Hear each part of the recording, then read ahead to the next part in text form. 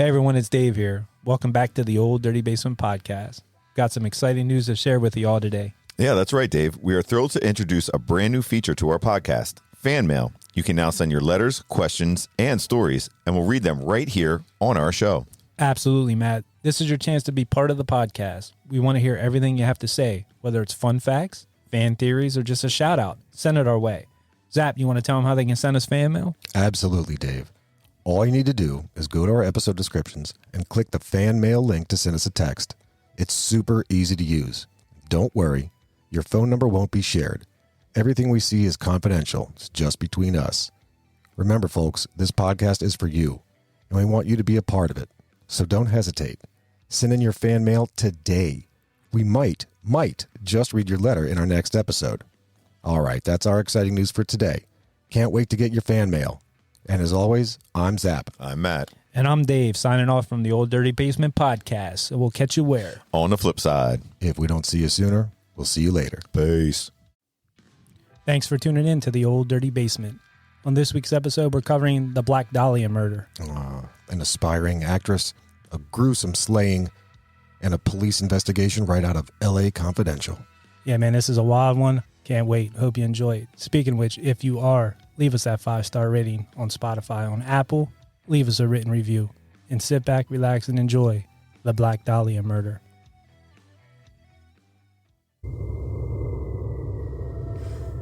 This is the Old Dirty Basement, home to debauchery, madness, murder, and mayhem. A terror-filled train ride deep into the depths of the devil's den. With a little bit of humor, History. And copious consciousness. I'm your announcer, Shallow Throat. Your hosts are Dave, Matt, and Zap. I love you, Matthew McConaughey. All right. hey, this is Dave, Matt. And Zap. And welcome to the Old Dirty Basement. where every week we cover a true crime. Murder. Or compelling story. So sit back. Relax. And comprehend. Hello, everybody. Sadly, Matt is not able to join us today. I am Zap, however. Welcome to the Old Dirty Basement. With me today is Dave. It feels a little weird down here, just the two of us, but we wanted to definitely bring something to you. We got a crazy one today. We do got a crazy one today. We got the Black Dahlia murder, or the Black Dahlia story, the ongoing saga. Yes. It just never ends. Now, I know in the intro you referenced L.A. Confidential, the movie. Yeah. I don't remember in the movie, was there any tie to Black Dahlia murder, any talk of that in that movie, or was that just at the time this happened? The Black Dahlia thing went down in 1947.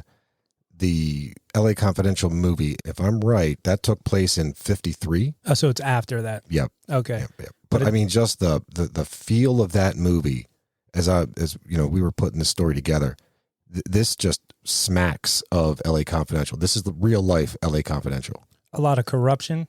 Oh yeah. I'm sure a lot of that was going on. I don't remember the movie, but I knew it was close to the time. I don't know of any Black Dahlia movies. There's a band called Black Dahlia, the Nice. Black Dahlia murder. There is a Black Dahlia movie.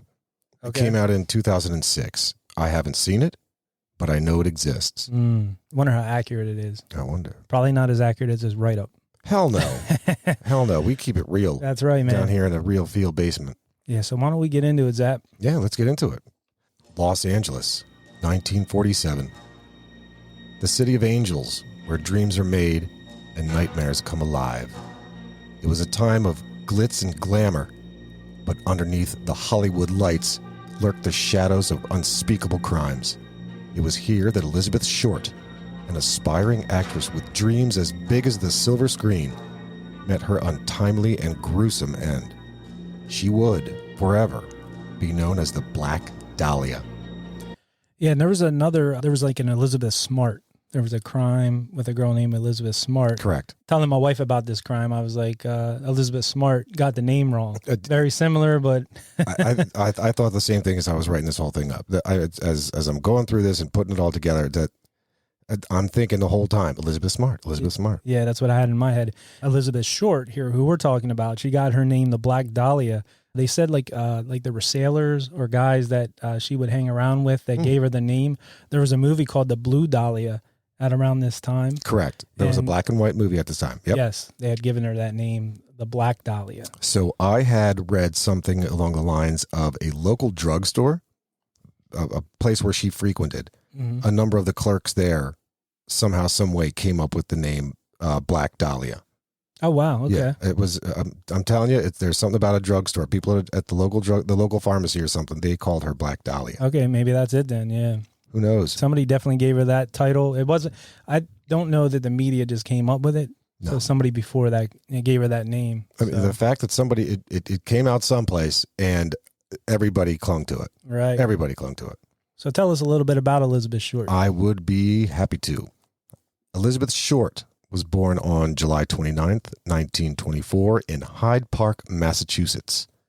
She was the third of 5 daughters born to Cleo and Phoebe Short. Her father was a miniature golf course builder whose business was hit hard by the Great Depression.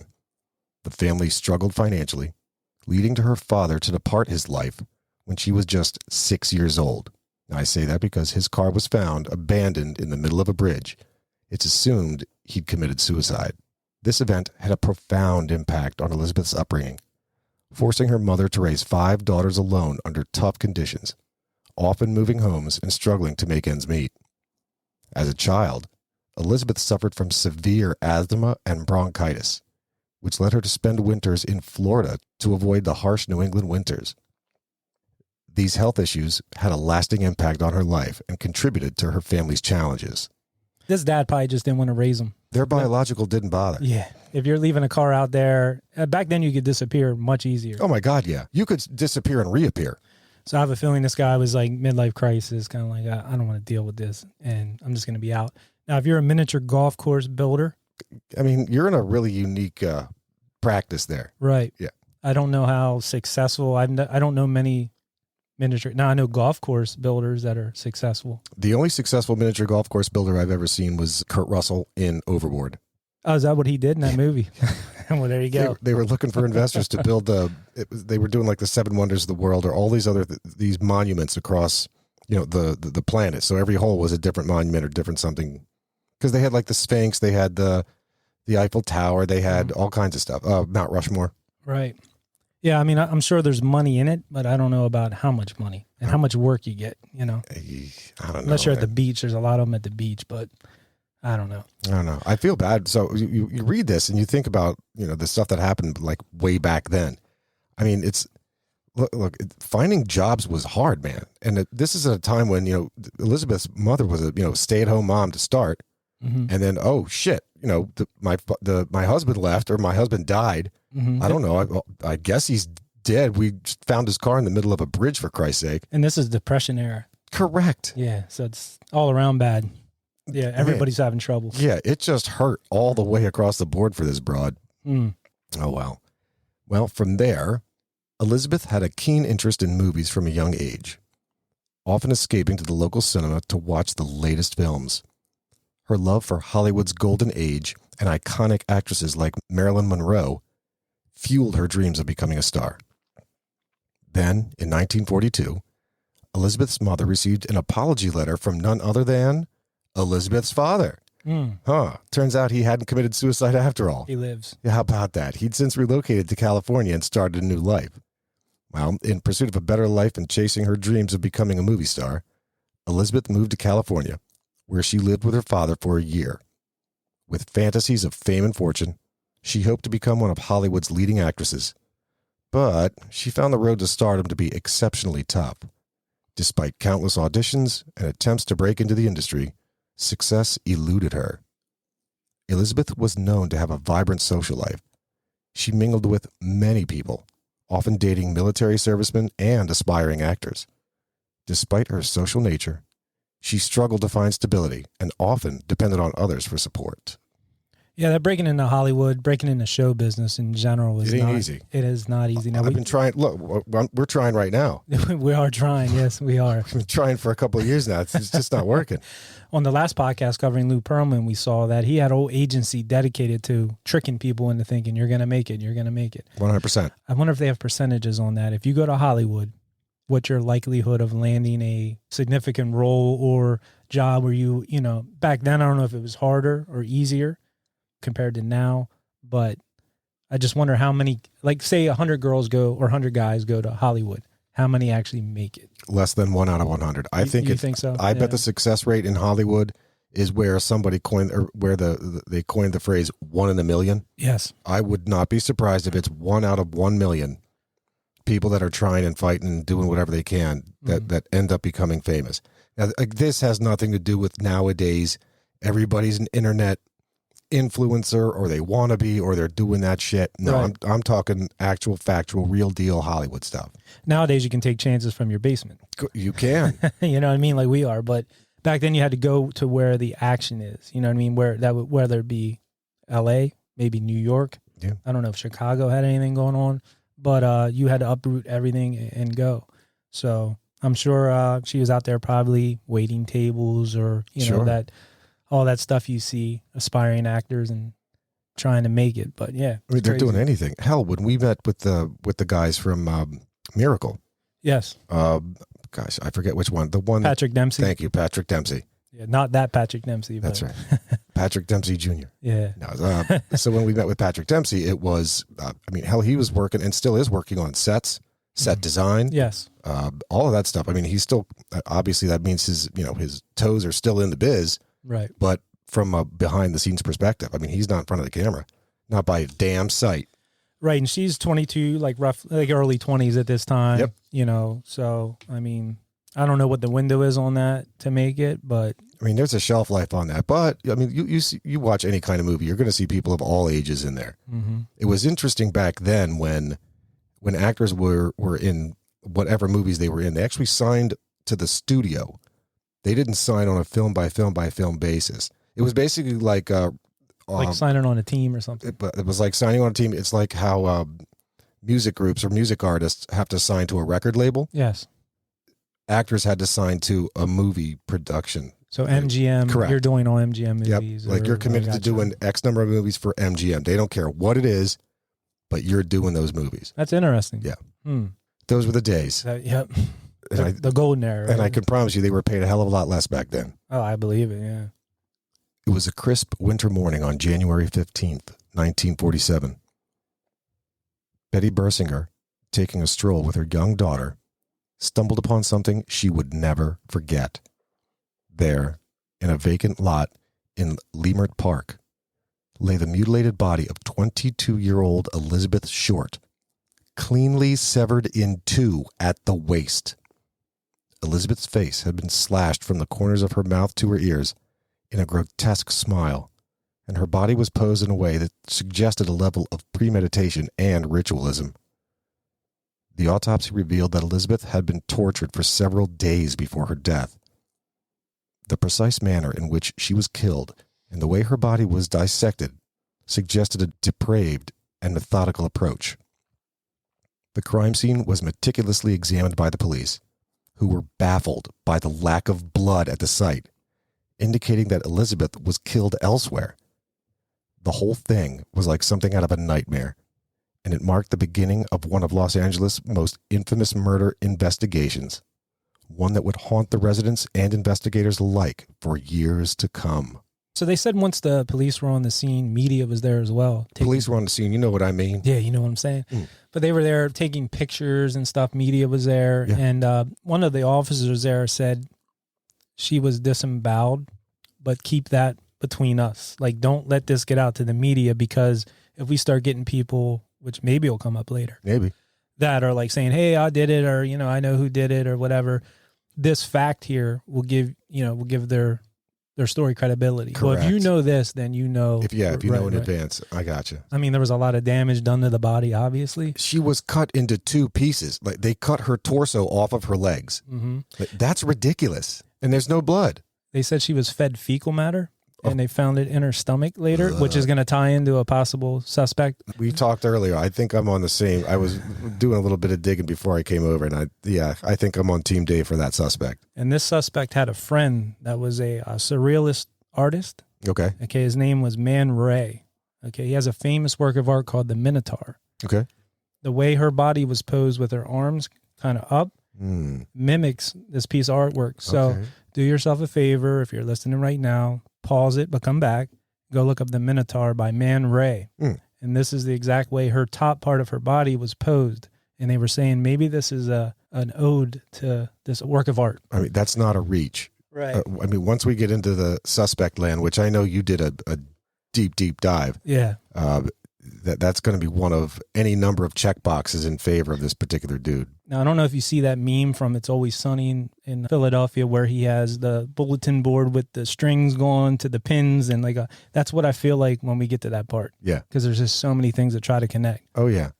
So back to this murder. I mean, so they had, what's that cut called? It's it's something German or Russian. The some kind of smile. It's I know what you're saying. There's a term for it. It's like the Joker from like Heath Ledger from like ear to ear almost. Yeah. Yeah. Oh man, I forget. It's not like Gorky Park. It's not Gorky. There is a word for it. That's so close. It's like right there on the old tip of the tongue. But I'm probably mistaking that for a stick insect. Yeah. I just can't imagine.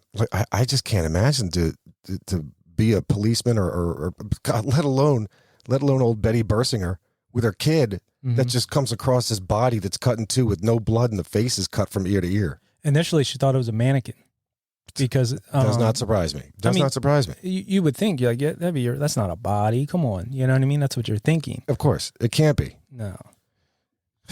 Well, let's see what the police have to say. The LAPD launched a massive investigation, but it was riddled with challenges from the start. The police received hundreds of tips, confessions, and leads, but none of them led to a concrete suspect. The LAPD, in collaboration with multiple agencies, went as far to interview thousands of suspects and witnesses, even contacting people across state lines. There were inconsistencies and discrepancies in the witness statements surrounding Elizabeth's last known movements, adding even further complexity to the already baffling case. The case grew colder by the day, but the public's fascination only intensified. Now, one of the biggest challenges facing police came from the media frenzy. As soon as Elizabeth was identified, local reporters called Elizabeth's mother, who lived in Boston, and alerted her that her daughter had won a beauty contest. Little did she know, reporters were actually prying information about Elizabeth from her in order to get the juiciest story they could. Soon after, headlines screamed of the Black Dahlia murder, and every detail of Elizabeth's life was put under a microscope. So that's messed up, man. That's horrible, dude. That is all. Hey, Mrs. Dahlia. I'm sorry, Mrs. Short. Hey, your daughter won a beauty contest. Could you give us a little background on her? In reality, her daughter is dead. Yeah, that's the lowest of low, man. You know what I mean? These are like the paparazzi and the people that just kind of, I get it. They're doing it for a living and that's their job to chase these stories and get that. But I mean, there's no compassion. There's no, you know what I mean? It's all about selling newspapers or magazines at the time. Reminds me of Mr. Deeds. Yes. Adam Sandler. Adam Sandler. That's a good flick. This was at a time, too, where right before or TV was kind of happening. Maybe, I don't remember for sure the dates, but this was at that time that this was like the last really big news story that was like paper driven, like selling papers and all that. Papers only, right? Yeah. I mean, people weren't really, at this time, I mean, people had TVs in their houses, I'm sure, but it wasn't as widespread as it Not would even become. close. So they're trying to sell papers. They're trying to get the story. I get it.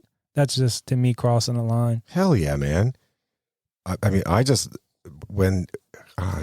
thinking about this, like, we watch television shows and we watch movies, and there's so many of them out there that will actually illustrate the technology and the resources that law enforcement or whomever has available to investigate crimes like this. And I mean everything from, black lights to fingerprinting to DNA testing to all kinds of weird stuff that they can do nowadays. Mm-hmm. Back then, these guys were just asking questions. I mean, they were just throwing darts in the dark. Yeah, there was a lot of you just interview people. Hey, did you see anything? There's no ring cameras. There's no like street light cameras. Yep. You know what I mean?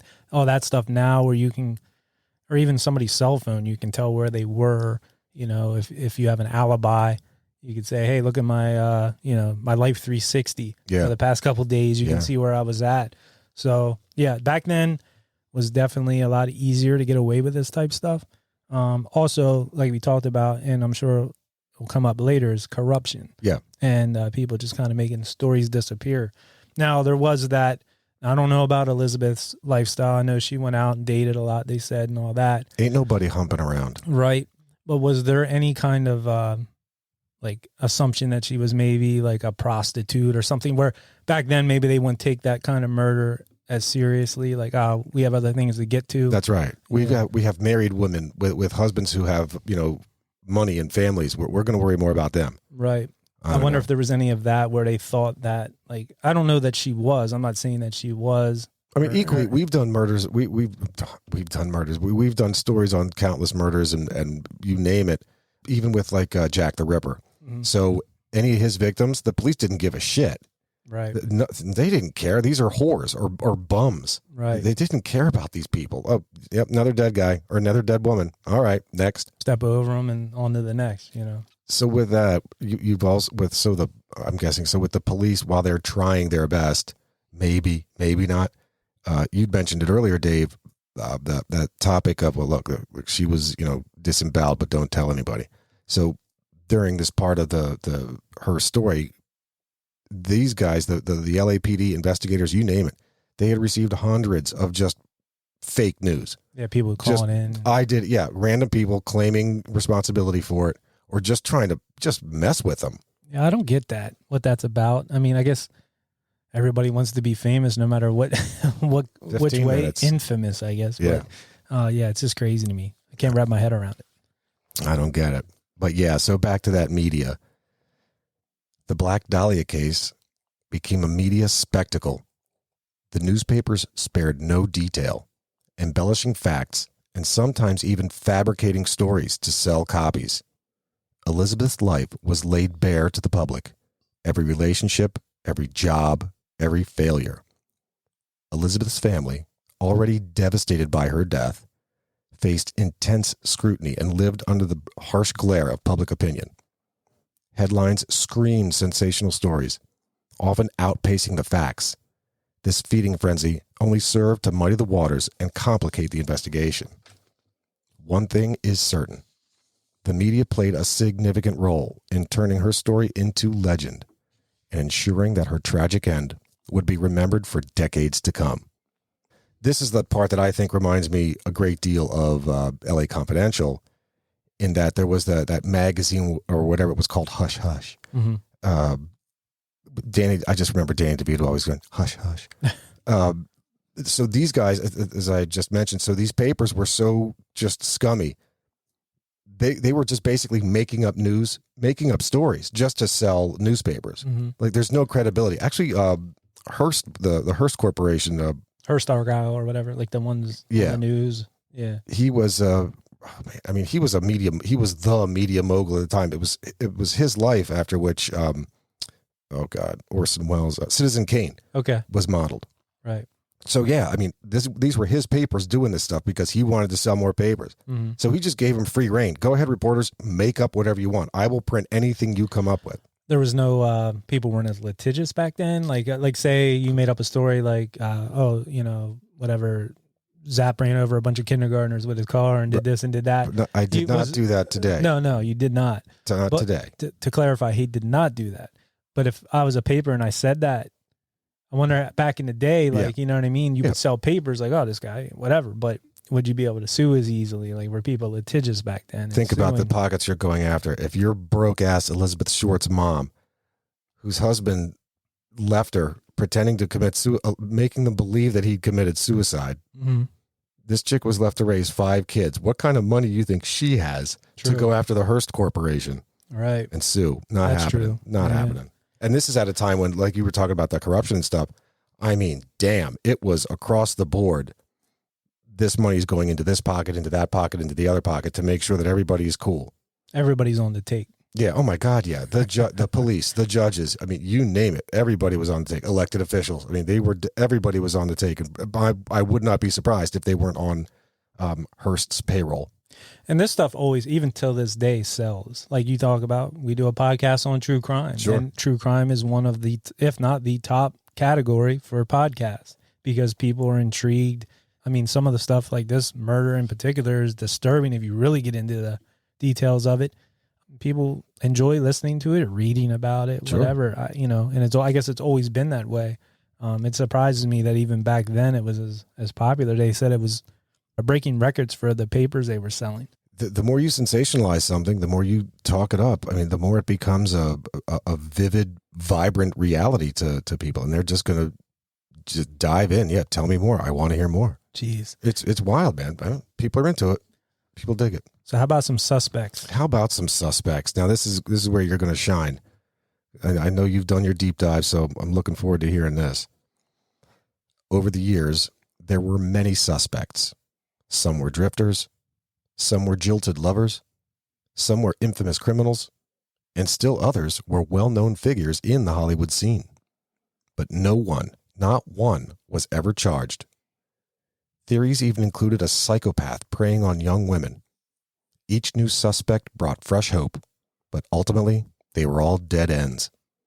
One of the most infamous suspects was Dr. George Hodel, a wealthy and well-connected physician.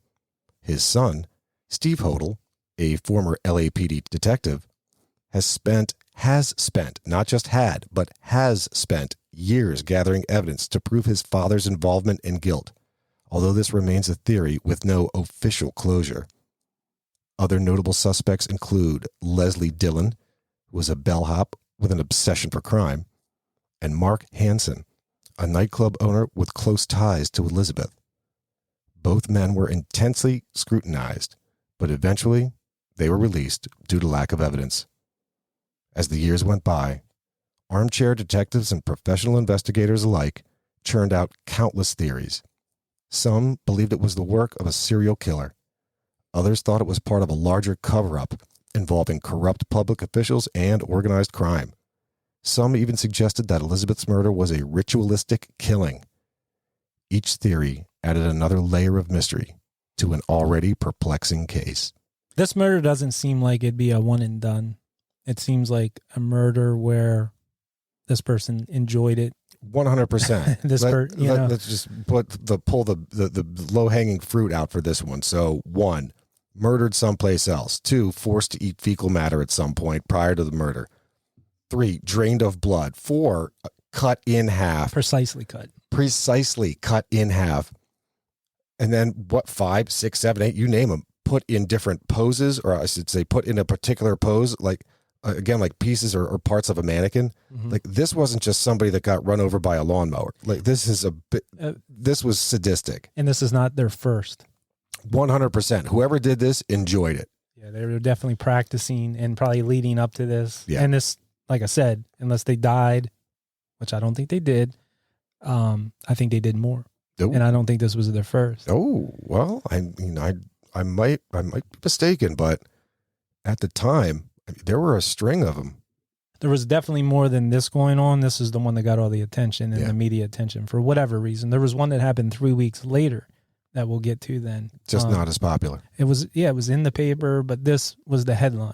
The Black Dahlia, the name, it was everything, and it was just catching people's attention. But when we wrap up the end here, I got a little something on one of these suspects. Oh. So I'll save that for the very end we can discuss. Why don't you take us through the modern forensic efforts? Sure. Happy to do it. All right. Modern forensic techniques have been applied to the case in the hopes of finding new leads. DNA testing, re-examinations of crime scene photos and autopsy reports, and other contemporary investigative methods provide a slim hope that the mystery might one day be solved. Some experts believe that the crime scene was staged, given the meticulous manner in which Elizabeth's body was displayed. Evidence such as rope marks on her wrists and ankles, as well as other indications of torture, suggest that Elizabeth may have been held captive before her death. Cyber sleuths and amateur detectives continue to pore over old evidence, chasing every shadow in the search for truth. Each piece of evidence opens more questions than it answers. More than a dozen young, attractive women were found murdered and sexually mutilated between 1943 and 1949 in Los Angeles. Yet the case of the Black Dahlia remains, to this day, one of the darkest pieces of Hollywood lore. Elizabeth Short's tragic end has ensured that she will not be forgotten. And while the details of her death remain elusive, the shadow of the Black Dahlia still lingers, a haunting reminder of a dream cut short. No pun intended. Yeah. I was thinking about that. I'm phrasing that last sentence, and I'm thinking, I gotta say cut short, but shit, it's too much of a play on a name. I went with it. It's perfect though. It's perfect. It works. It's definitely perfect. Yeah. So Zach, back to those suspects. Yeah, man. What do you got? Again, I've mentioned it a few times. I know you've done a deep dive on this. I did. I got to hear what you got. This is the guy that even before we talked, you were thinking 100%. If you're gonna say the one guy I mentioned earlier, I'm gonna go yeah. Yeah. So it's George Hodel. There you go. Okay. And no matter who you are, if you do a deep dive into this is the name that's going to pop up as the most likely suspect, just based on his life leading up to this and everything else. So a little bit about George Hodel. He was born in 1907, and he was a gifted child. He had an IQ of 186. Dang. So to put that in perspective, that's 1 point higher than Einstein. That's genius level. That's some genius shit. Okay. He was a musical prodigy. He was a physician at one point. He went to school, finished college early. He actually, when he was in college in California, he impregnated one of his professor's wives. Now, this is a story that... Your mom goes to college. Yeah. So he was like 15 at the time. So he was banging one of his professor's wives. Yeah, this is according to his son. That's awesome. Steve Hodel, who had written a book. He has written 8 books about his dad. Why does this sound... What's the name of the guy that does the Motel 6 commercials? We'll leave the light on. Yeah, whatever he says. Oh, his name is Tom Bodell. Tom Bodell. Tom Bodell. So there's Tom Bodell, and you're talking about George Hodel. George Hodel or Steve Hodel. Steve Hodel. And it's Hodel, which not to be confused with hotel or motel. Holiday Inn. No, that's right. Holiday Inn. That's right. That's right. But this guy, like I said, gifted child. I mean, brilliant, all that stuff. Finished school early. He faked his age at like 17, said he was like 21. Nice. He started writing for like a local newspaper. He would do ride-alongs with the LAPD at the time. Nice. Come upon crime scenes, write about it. They were like giving a couple of examples of his writing. I mean, it's like AI wrote it. Like the guy was just vivid. Like, you know what I mean? How like it'll pick all those words that are like so descriptive of a crime scene. Sure. This is back in the, 1920s or whatever when he's doing this. And this kid's 17 years old. Well, people weren't distracted with text messages and checking Instagram and whatever the hell they're checking anymore. Facey space. Right. Like you read some of this guy's stuff, it's like, there's no way he wrote that at 17. He probably, but no, he did. So he had a connection to crime scenes. He saw a lot of things as a kid. His son, who later on became a LAPD detective, never really thought of his dad as a suspect. It never even crossed his mind until his father passed away in 1999. Okay, so George died in 99. Yeah, George Hodel died in 1999. Steve is his son. Right. So you figure 99, at that time, he's 92 years old? Sure. Yeah, right. That's a full life, bro.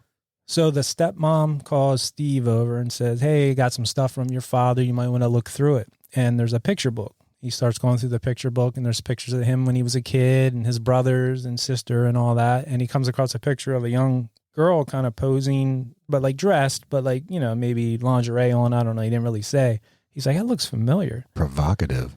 That girl looks familiar. And he starts looking and he thinks about like the Black Dahlia. Like, it looked kind of like the Black Dahlia. And then he started looking at pictures of her. He's like, I think this is her. Mm-hmm. He actually sent that picture to Germany to have it analyzed, and it came back like a 97.8% match to the Black Dahlia. So his dad, in his mind, at some point knew the Black Dahlia. Okay. Or Elizabeth Short, had a connection to her.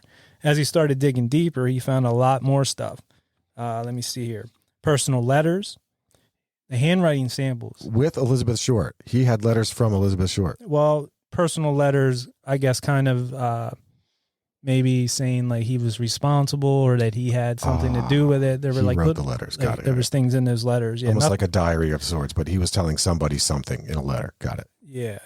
There was handwriting samples that police had gotten letters like you were referencing. They got hundreds of letters and different and stuff from people, but some of the ones that they thought were, okay, there's something here because of some of the facts that are in here. I guess they kept this evidence and were on file, and he was able to get a handwriting expert to match that to his father's handwriting. Dang. So he was like, well, there's a match there, right? This guy's just trying to kill his old man's good name. Yeah. So there's 2 books that he wrote, Black Dahlia Avenger and Most Evil. These are like the 2 that, have the most compelling facts in there that you would tie the I feel father compelled. to it. Yeah. One other thing that he thinks, not only does he think his dad was responsible for the Black Dahlia murder, but also he's trying to link him to be the Zodiac killer. Damn. Because like we said, whoever committed this murder probably didn't stop there. Right. Right. And so he was trying to tie him to the Zodiac killer, which is going to come up later on.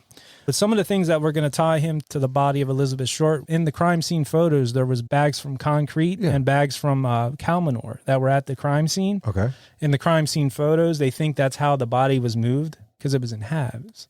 So you figure. I gotcha. So they carried it in bags to make it indiscreet. It's like, who's going to look at some dude that's just carrying a bag of concrete? Right. Right. So they had uncovered receipts from him for 3 days earlier for that particular brand of concrete and that particular brand of fertilizer. Damn. Not only that, but that fertilizer, which is cow manure, had like a green tint to it. There was a green substance in her stomach plus the excrement. Yeah. So they didn't know that back then, but however many years later, That's having poop. those receipts, She had yes, poop in her belly.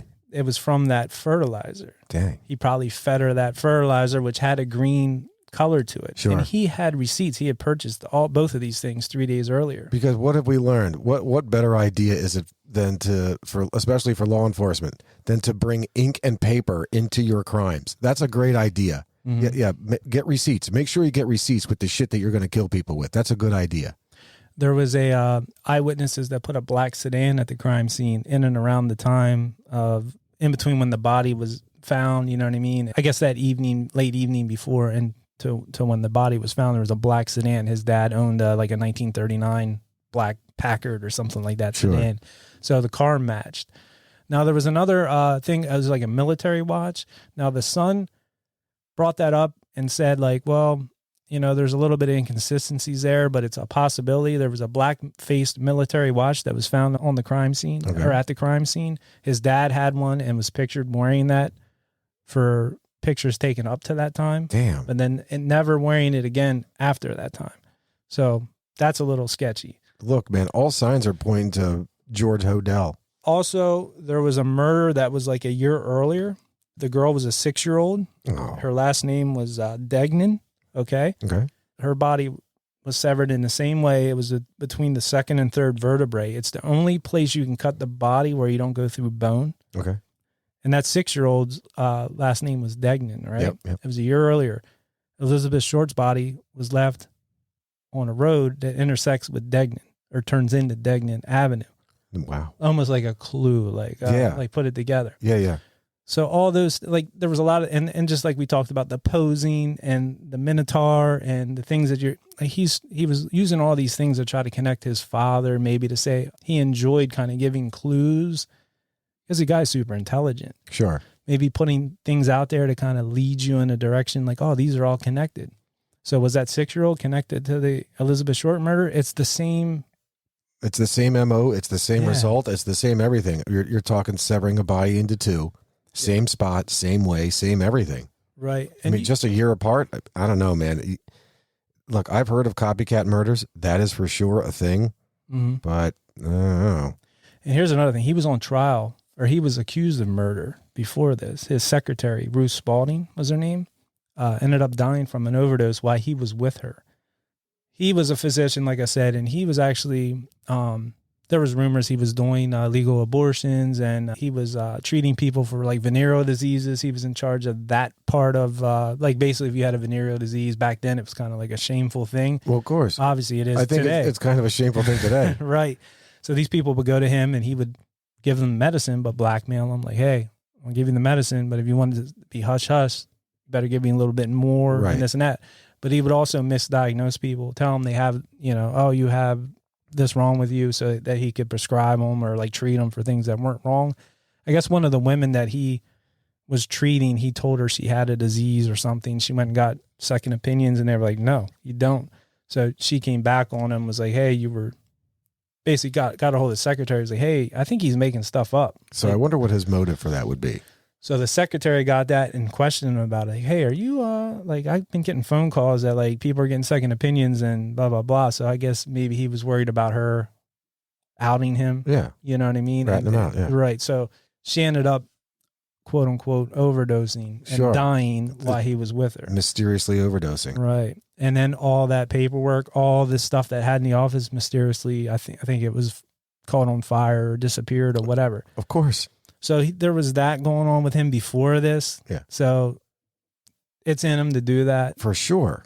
They said he was sexually like deviant, stuff he would do, big orgies, all kinds of wild stuff. This guy was into some wild stuff. When you got a mind like that, your mind just starts racing and wandering, and I think you just have this grander need that goes, unsatiated.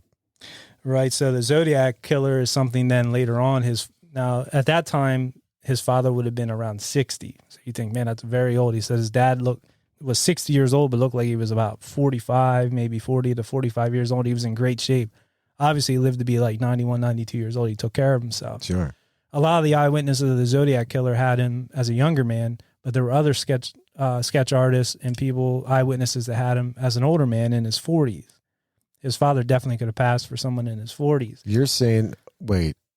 Are you saying that this guy could have been the Zodiac killer? His son's trying to tie him to it because there was a French linguist that took some of the Zodiac killer. A cunning linguist. Yeah, cunning linguist. And deciphered them, and it spelled out Hodel. Some of these Zodiac killer letters. That's bananas. You got to really look into it on this. Look up George Hodel, Zodiac killer, and you can see all the theories online. I mean, there was a lot of, much like with the Black Dahlia, there were some things that you could go down a rabbit hole and go, it's a possibility. It is crazy that his son, he's basically saying his dad was a serial killer. Yeah. You know what I mean? But again, I mentioned that earlier. It's like this guy, this Steve Hodel, he's made it his life's mission to besmirch his old man's name. Yeah. I don't know. That's kind of messed up. So you definitely want to look this guy up if you want to hear more about it. But there was ties to him being the Zodiac killer, like I said. And then these other murders that were going on. There was a murder that happened 3 weeks later after the Black Dahlia. Yep. And we talked about people going in and saying, I did it. Well, one of the stories got into the paper. They said that we got the Black Dahlia murder suspect in custody. I forget the guy's name. He was in the military, and they put it out as a story, knowing it wasn't true, hoping that the real killer would come forward. No. That's not how it happened. It's not him. Right. It's me. Well, it actually kind of backfired because he didn't come forward. He went and committed another murder, which was 3 weeks later. And that backfired. I'll show you. Right. I'll show you don't have the right guy. God damn. So the media put that out, and then 3 weeks later, a body was found, and it was gouged into the stomach. It was FUBD. Okay. So they were saying it was FU Black Dahlia. Black Dahlia, right. Basically saying I'm still out here. This guy's in custody. Guess what? There's another murder with similar. This girl wasn't cut in half, but there was other similar markings on her, I guess. What if she got the Shogun death, the samurai death, where they stab themselves and they draw the knife to the right? P.S. If you haven't watched Shogun, give that a watch on Hulu. Well, it's on FX, but they run it on Hulu as well. I'll have to check that one out. So, did we ever determine what the impetus could have possibly been for George Hodel to give his patients the wrong scripts or the wrong drugs or the wrong whatever? Well, it's for money. He would basically treat them for diseases they didn't have, or you know what I mean? This sounds like modern day medicine. Yeah, exactly. I mean, look, man, I remember my original family doctor, who's since retired, and God bless him, I loved him. But man, he was the quickest one to write you a script. I mean, for anything, you name it. Oh, I'll give you a script for that. Here's a drug for that. Here's a Z-Pack. Yeah. I got a little bit of a cold, little sniffle. Z-Pack. Yeah. Something, anything. I mean, man, you just lines of drug reps walking in and out of his practice. I believe it. I mean, they make money off that for sure. Yeah. And those drug reps going and they're pushing their stuff, but he was doing it back then. Pushing that rock. Slinging that rock. And it was convenient that he was sexually deviant, orgies, doing all this sleeping around. I mean, convenient for him. Yeah. And then that's the diseases and stuff he's treating. He was the expert on it, they said, in that area. Basically. He knew all there was to know about VD. He had antibiotics, and he could probably treat a girl if he wanted to hook up with one. Oops. Here's a, prescription or whatever. So. Yeah. But yeah, crazy. I mean, I think the guy was definitely a suspect. Now, here's another crazy thing to close it out. So this is recently, maybe 10, 12 years ago. I can't put an exact date on it, but like modern times.